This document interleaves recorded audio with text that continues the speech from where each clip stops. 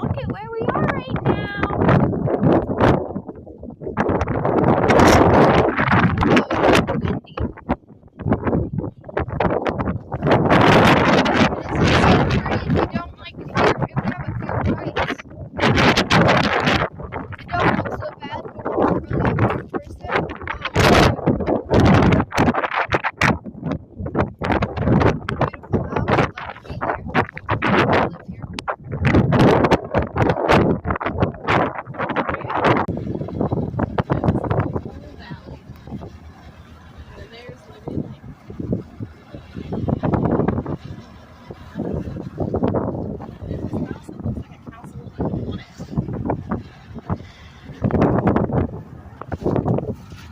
You can't see how beautiful it is.